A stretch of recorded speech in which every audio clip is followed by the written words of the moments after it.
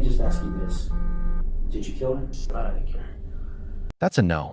Hold on to it, because by the end of this interview, the man who just said it is going to walk a detective through exactly how he did it. This is 29-year-old Jose Mendoza Espinosa. The woman he's being asked about is Cherylyn, 35 years old, a drag performer, last seen alive after stepping off a stage in Rio Rancho, New Mexico. Jose has a story ready. He met up with her, he says, but only in his own car.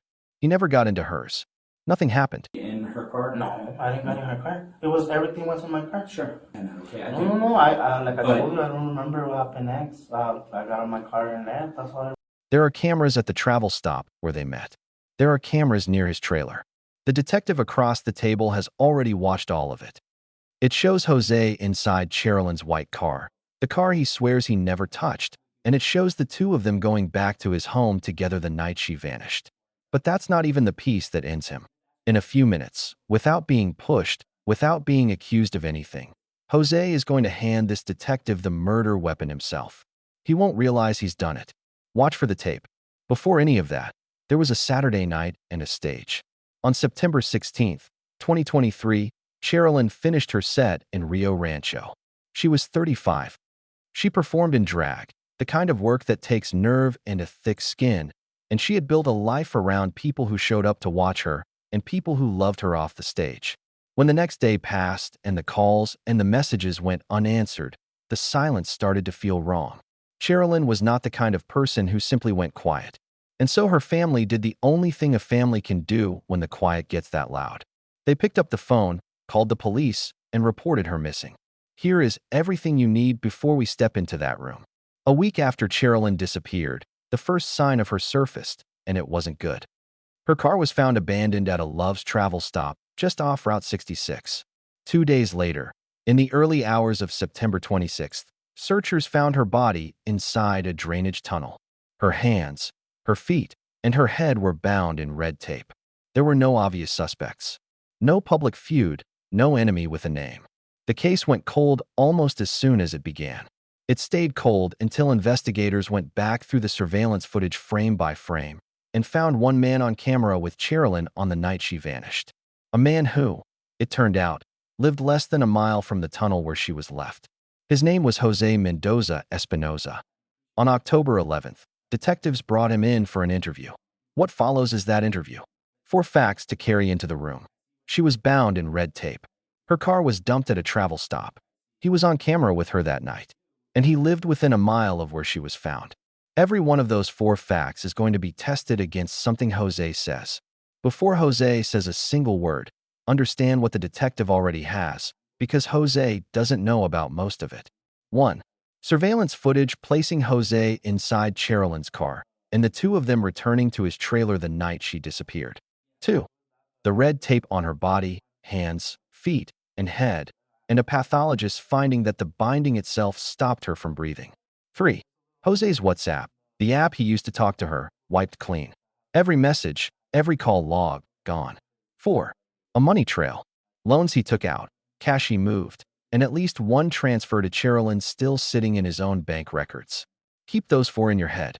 From this point on, every time Jose opens his mouth, you're going to be holding his words up against things he doesn't know the detective can prove. Notice what the detective does not do. He has the footage. He could open by slapping it on the table. He doesn't.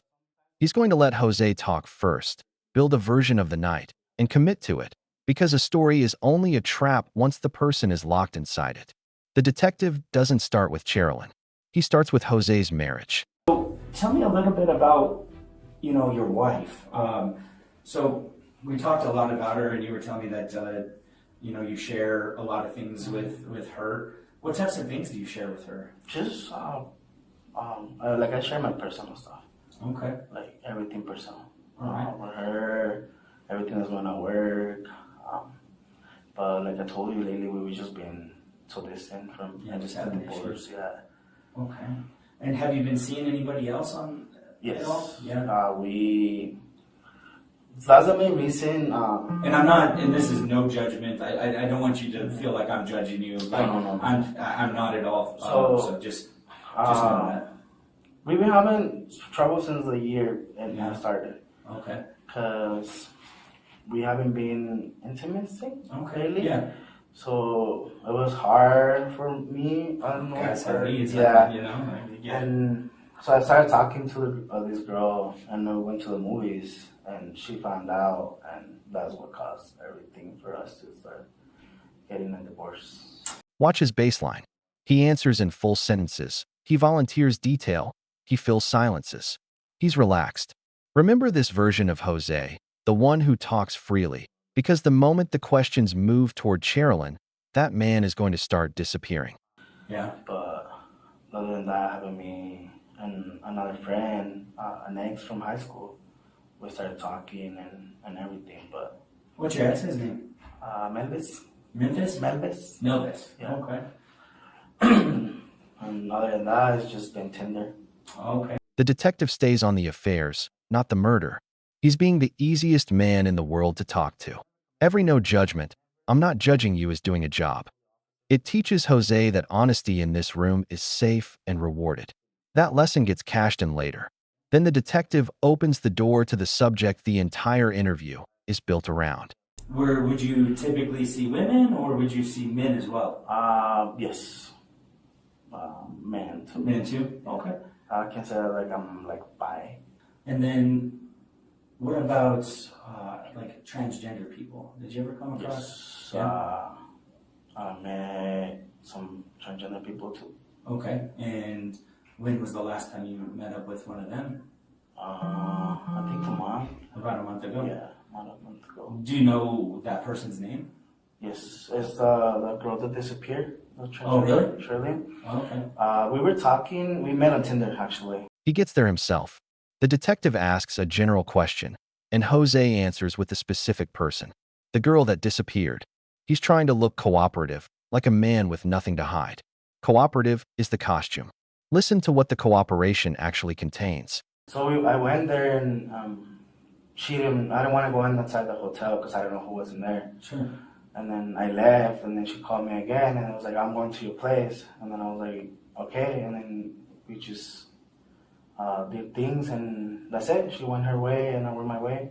That was the last time I talked to her, and then I just started seeing everything on Facebook. Here is the spine of Jose's story. They met. Things happened. She drove off alive. He never saw her again. Hold it against fact number 1 from earlier, the footage of the two of them going back to his trailer. His own timeline already has a hole in it, and he doesn't know we can see it. So back time when we met, we kind of got out of an STD, me and her. Okay. And we kind of had trouble with that, and she was like, oh, you need to do this to me or I'm going to tell your wife. So every time I meet with her, it was even to if I don't want it to. Oh, wow. Okay. So, because she would have told my wife, and I didn't want her to know. Sure. And from there, I never saw her again since that day. Since that day? Notice the shape he's building. In his telling, he is the one being done to. Cornered, threatened, used. He's not just denying a killing. He's auditioning for victim. Keep track of how many times he reaches for that role.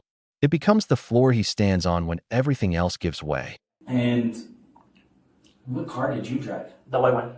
And do you know Dodge. what it is? The Dodge? Dodge Journey. The Dodge Journey? Yeah. Okay. And is that the car you usually drive? No, I use the truck. Oh, okay. That's what I always use. Okay. The car I use only for work. The Journey is for work? Okay.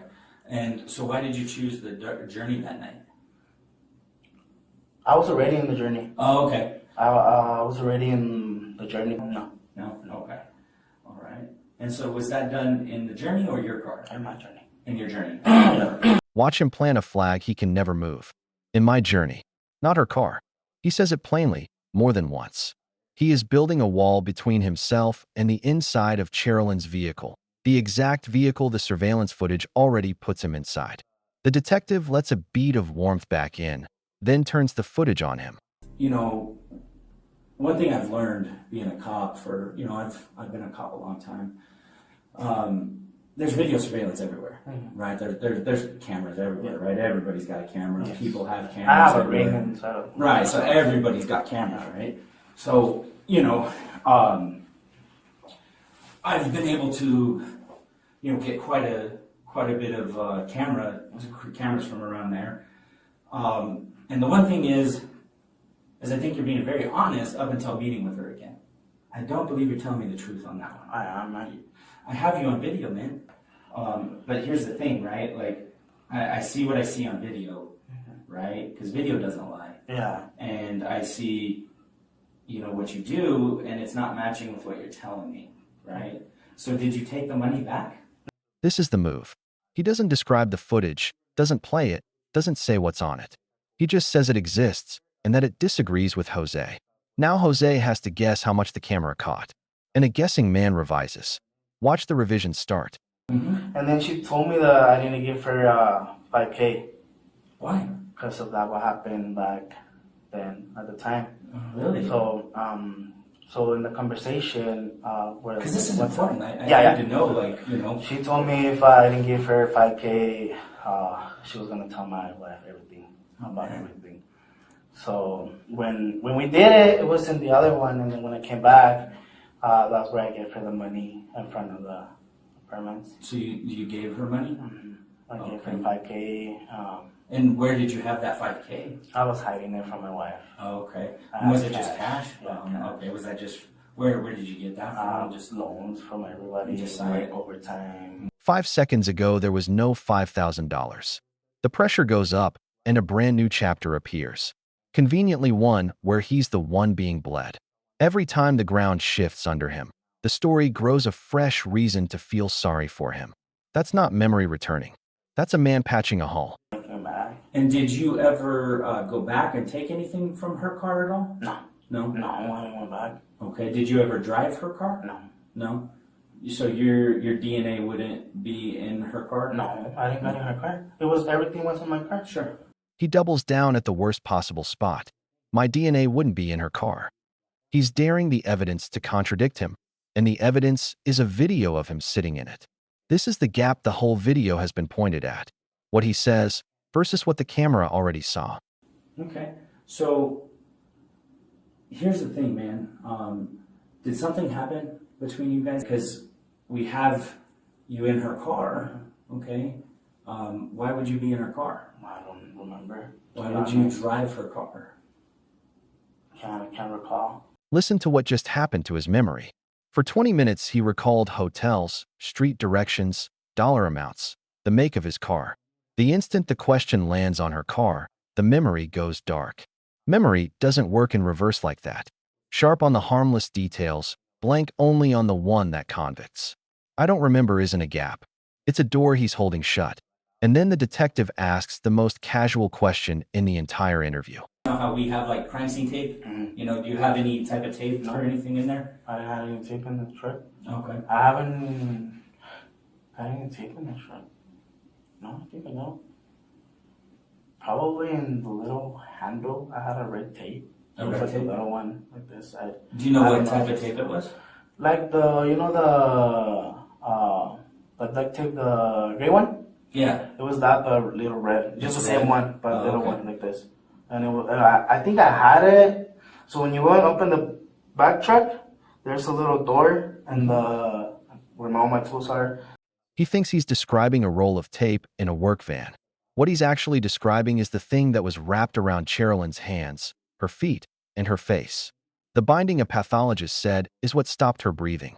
Out of everyone she knew, the one person who owned that red tape just said so out loud to a detective without being asked to.